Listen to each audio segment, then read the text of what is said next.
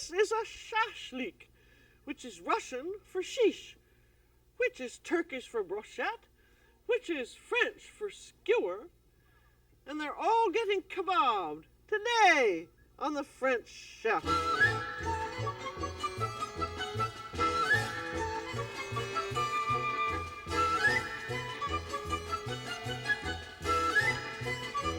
The French Chef is made possible by a grant from the Polaroid Corporation.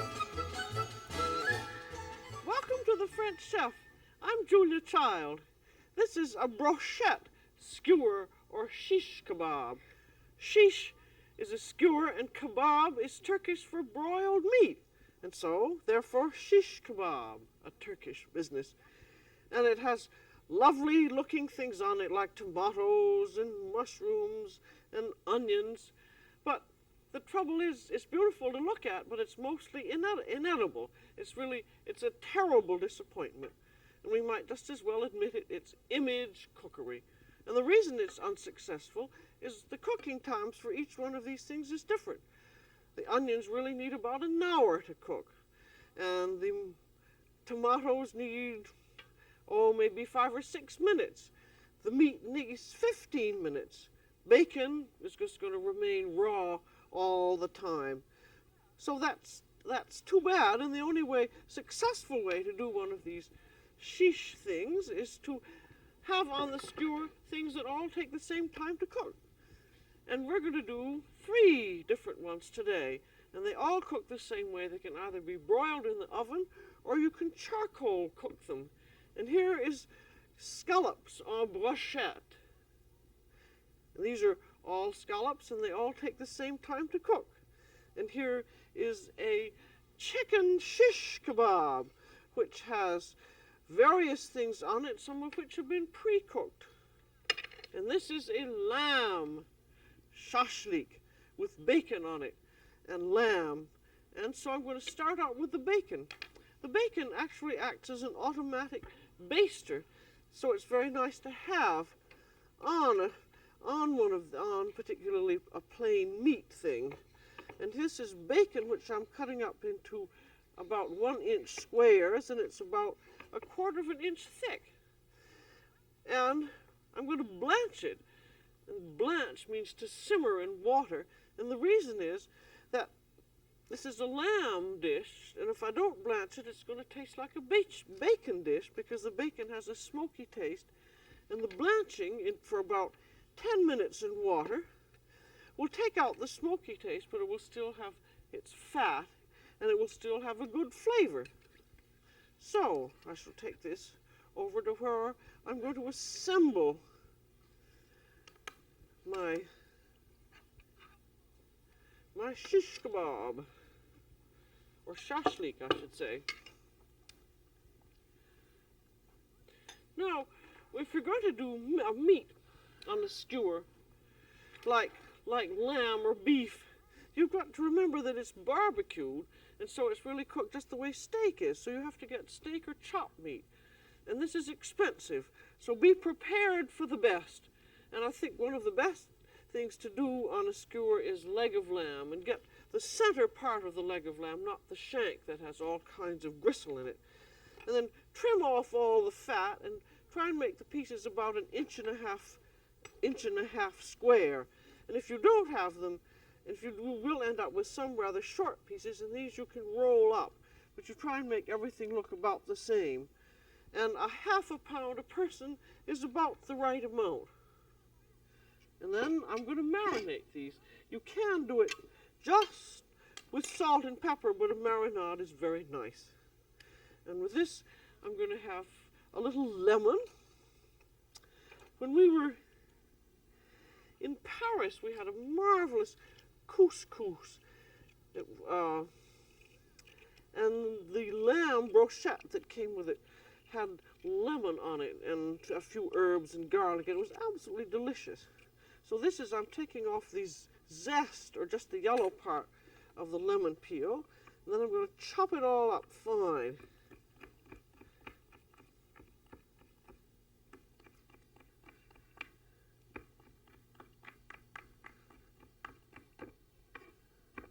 You could grate it, but I like I like the chopped zest a little better, I think.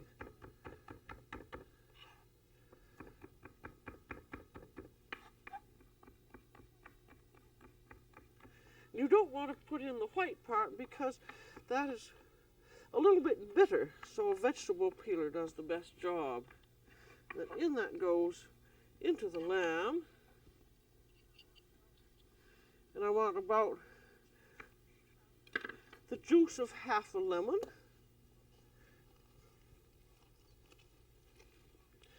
And this is a wineless marinade. And then about half a teaspoon of salt.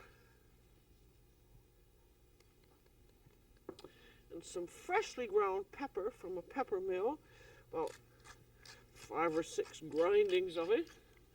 And then some rosemary. Rosemary and lamb go very nicely together. That's about half a teaspoon there. And then some garlic, which I'm going to put into a press. That's about 1 nice big clove. And then about 2 tablespoons of olive oil. And the olive oil is always necessary, not only because it helps baste the meat, but it also carries the flavor. And then stir it all up. And I don't like lamb marinated too long. I think, particularly when it has lemon juice in it, I think about half an hour to me is enough. But then I think this is a matter of personal taste. And then after it's marinated for about half an hour, it's ready to go onto the skewers. And this is a skewer, and there's the bacon. And another reason for blanching the bacon is that you've cooked it. I don't like the idea of skewering something like lamb, which doesn't take very long to cook, and then end up with bacon that is raw.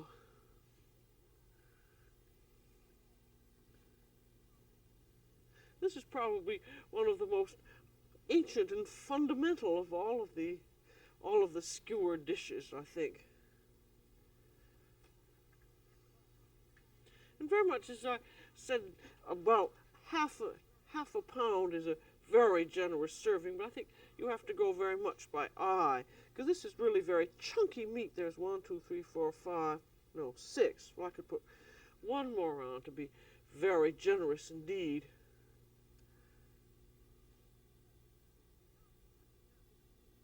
And I think that's ample per person. Is probably a little bit more than anyone really needs.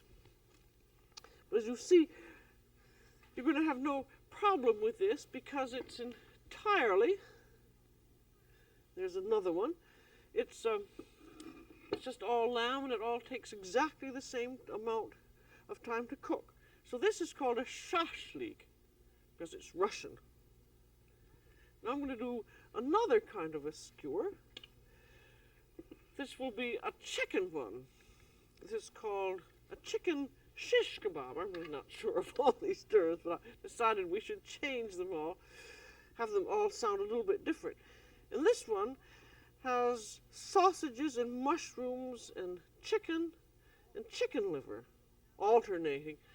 And if you tried to cook all of these things raw on the skewer, you would end up with not a mess, but it wouldn't be particularly good, because the chicken does not take a very long time to cook.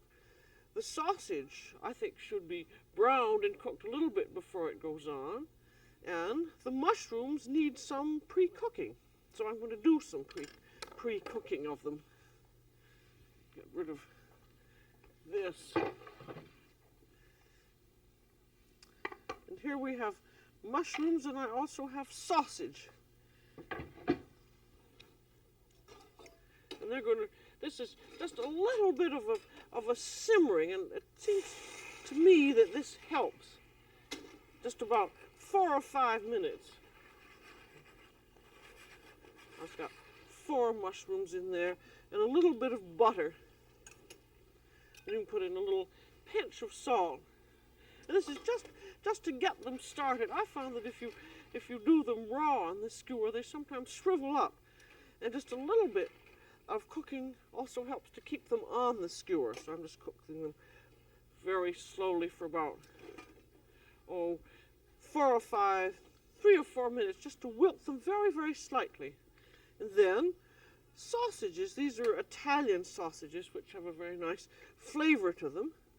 And these I'm going to cut in 1-inch pieces. And these will also act as an automatic baster because they have fat in them. But I think that if you don't brown them first, you may find that the sausages aren't quite cooked through, and that's not a good idea. So those just need to be browned probably just until they're browned and heated through. And then they begin to exude a little bit of their fat also. So while those are cooking, I can get to my chicken breast.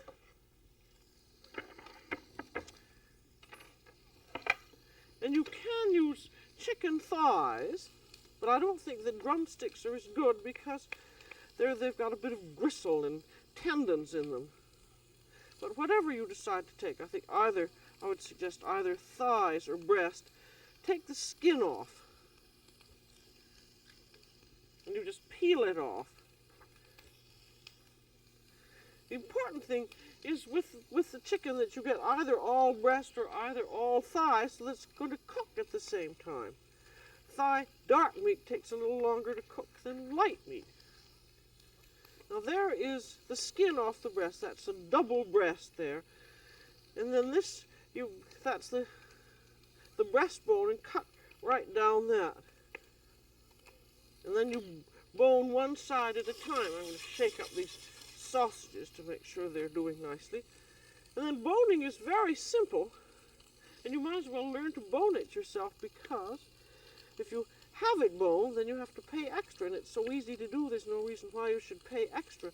All you do is you just scrape down the carcass. You see there is the bone, that's the rib cage there, with your knife.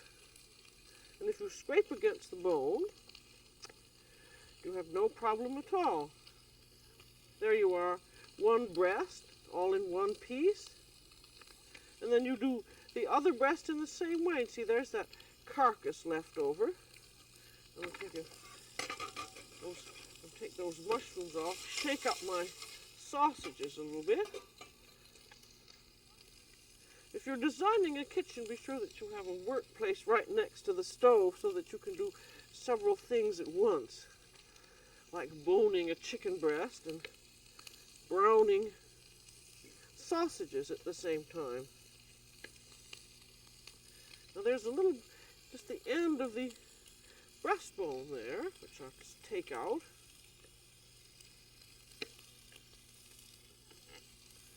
You see how that's very easy to do. And I think it's important for all of us to learn how to bone things, because if you know what the bone structure is like, then it's much easier.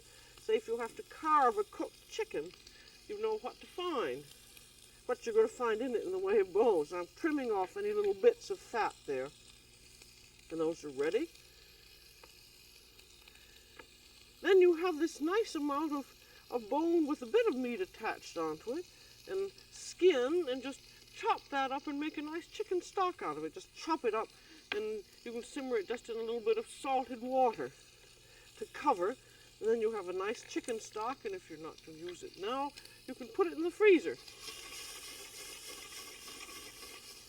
So as you see there, there's nothing very difficult about that. And if you haven't done any boning before, just start doing it, because you'll find that it's fun and easy to do, and you'll save yourself quite a bit of money. Now there are the sausages off, and here are the mushrooms, which have just been softened a little bit. And there's a nice little juice there, which you could add to your chicken stock if you were making one.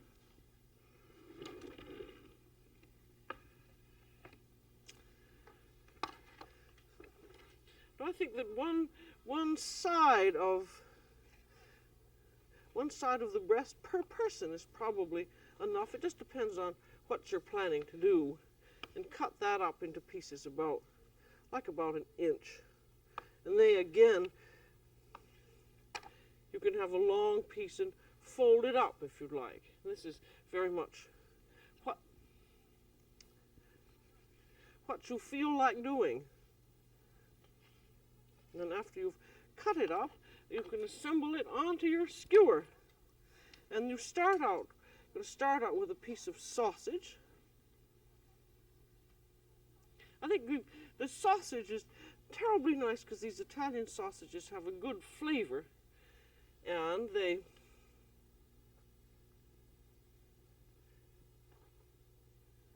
let's see what I've got. I've got also have some chicken liver, and I think I meant to season this chicken breast with a little salt and pepper just before I put it on. And then with the sausage itself, because that has a nice flavor, you don't need to put anything else on. That didn't stay on very well, but the sausage will hold it on.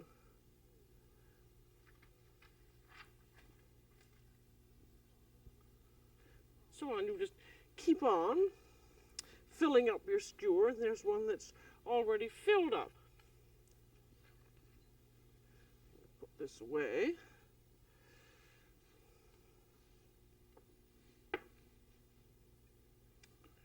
So there we are. Well, what I think is nice about this chicken brochette is that it's not very expensive to do, and it's very tasty, and it's unusual. We have our third one, which is scallops.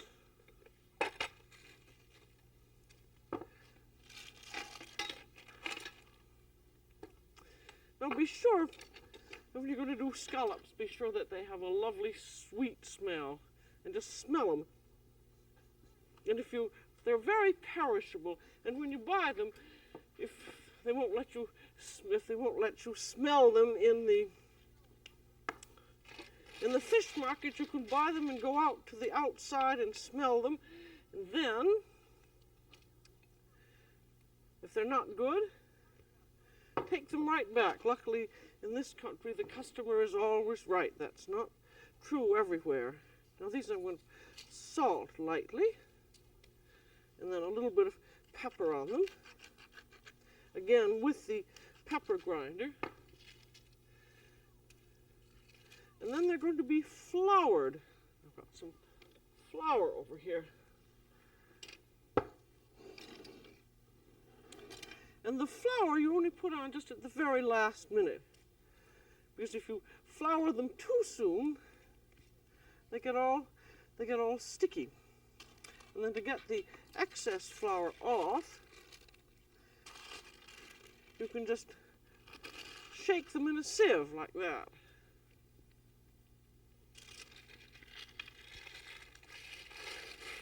But remember, with the flouring, just do it at the last minute.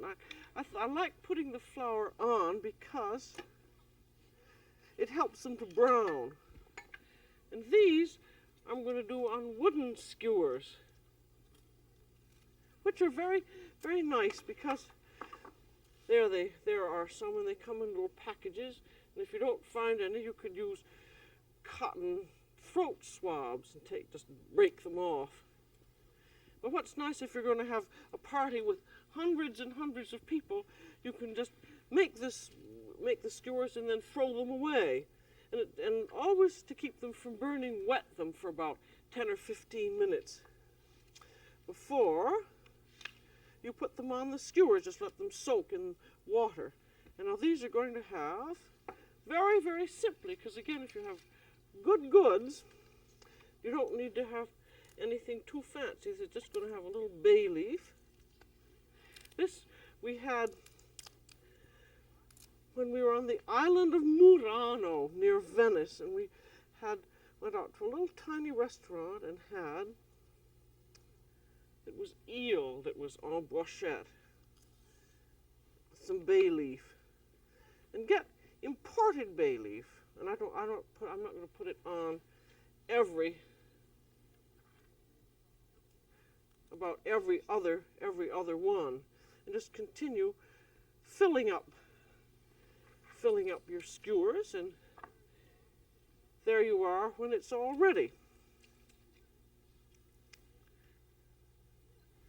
And then this gets floured, which we've already floured, which what we've already done. I have to get some butter over here, and it gets painted with a little butter.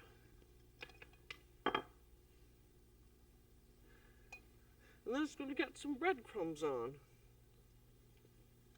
I'm a great one. I've done quite a few things like oysters and other things with just butter and breadcrumbs, but I think when you have something that's awfully good, I don't think you want to muck it up with a lot of too much stuff, because then you lose the lovely flavor of the original article. And these are fresh breadcrumbs, which have been done in an electric blender. And fresh ones are much the best. Don't use those store-bought things. And you can use exactly the same thing with swordfish, halibut, and other types of fish. Now these are all really three very simple methods of doing things. And the reason they're simple is because you have a very good quality of material. Everything, you have the best meat, and you've got very good chicken, and you've got the freshest kind of scallops. And so they're all going to be very good. And these are ready either for indoor or for outdoor cookery. And I think you'll find that the best kind of a skewer is a flat one like this. I'm going to show you an example of a non-successful skewer. See, this has I don't know if you can see that, but it is flat rather than rounded. If you have a round skewer, you try to turn the meat, and you just turn it, and see, the meat doesn't turn at all, and the skewer is turning. So when you're buying skewers, try and get the flat kind. Here's a little French kind here that's really like a sword. If you think of it, that they used to skewer things over a bonfire on swords, and that's the kind of thing that you want, because it has a wide enough blade so that it will hold the meat in place. And another good method is, if you don't have the right kind of a skewer, you can put things on a rack like this. And then when you turn it, well, this is a flat one, this one turns very nicely. But if it doesn't, at least you can turn it with some kind of an instrument. And we have another very good solution, I think, that you can use either for indoor or outdoor cookery, which is a hinged flapper. And I'll show you how this works. You have to have 3 or 4 hands to make it go, but you put it in like that, and the hinge comes down, and you broil it. This can go either in your oven or not, and then you turn it over, and you have no problems at all with browning. And so these, I'll take this out again. Now these scallops, these take only about 2 or 3 minutes on each side. You feel them now, and you can tell by feeling them when they're done.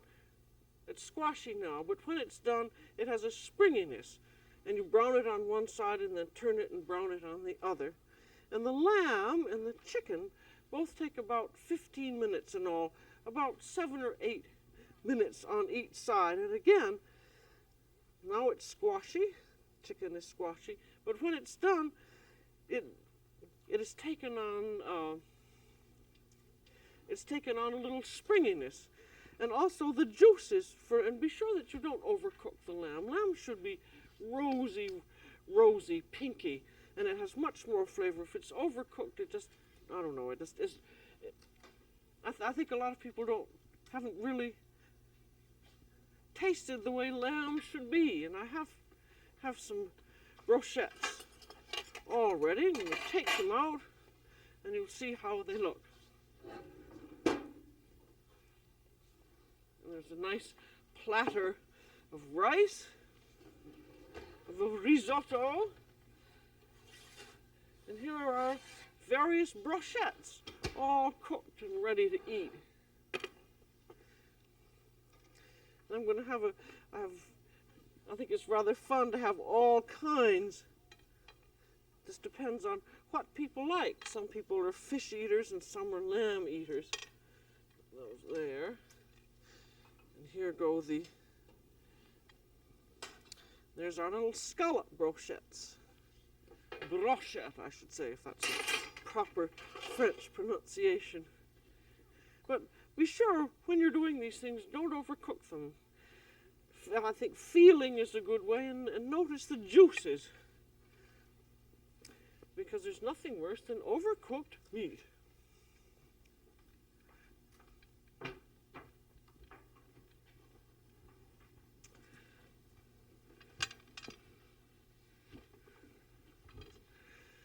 There, now I'm going to show you how to serve. I'll take one of these big, there's a lamb one, and you lift it up, and you take a fork and you just push off a few pieces at a time. There's your bacon, a nice bit of rice, and then one thing here is I'd like you to notice that the vegetables are where they belong. The raw vegetables are in a salad, onions and tomatoes and green peppers. And with this, you can serve, if you're serving just the scallops, you could serve a nice white wine. And if you're serving just the meat, serve a nice red wine, like an Italian Chianti.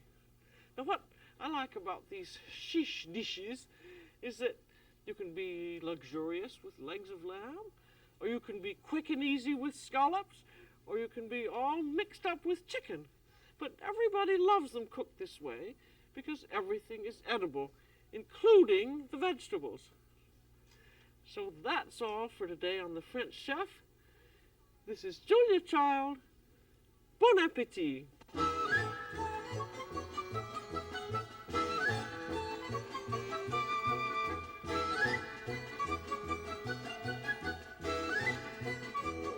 This program was made possible by a grant from Polaroid Corporation.